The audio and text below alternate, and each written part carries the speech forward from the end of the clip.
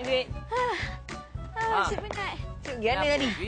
Yelah, tadi kan Fimi kata nak apa kuih bulan kan. Jadi Cik pergilah kedai sekejap cari tapi tak jumpa-jumpa. Alah baik Tak, kamu ni. Fimi nak kek bulan yang dibagi dari 7 bulan. Bukan beli. Ya Fimi, Cik tahu tapi Cik kesian dekat Fimi.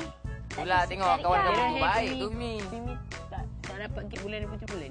Maknanya tak dapat lah. Tak dapat lah. Nantilah lepas habis rancangan kita ni kita pergi beli ya.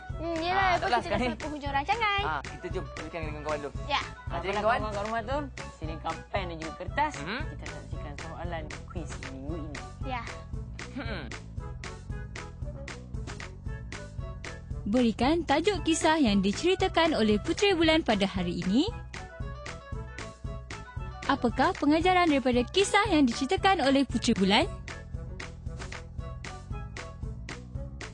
Permainan kuis episod 29.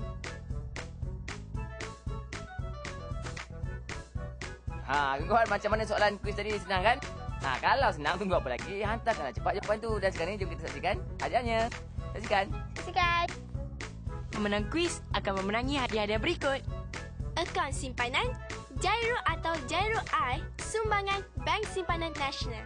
Hamper barangan Stabilo, sumbangan Stabilo Malaysia. Tiket percuma ke Melaka Wonderland, sumbangan Melaka Wonderland.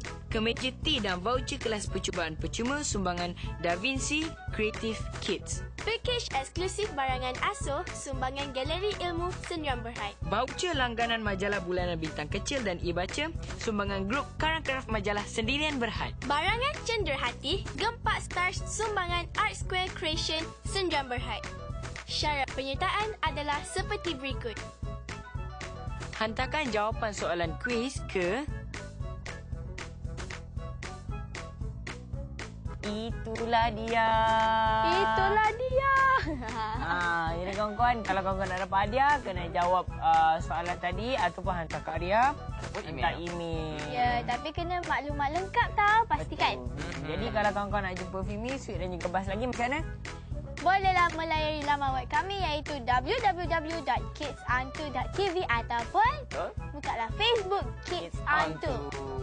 Baiklah, sampai di sini saja untuk hari ini. Tapi sebelum tu, Bas ingin mengucapkan selamat menyambut hari perayaan kek bulan ya. Betul.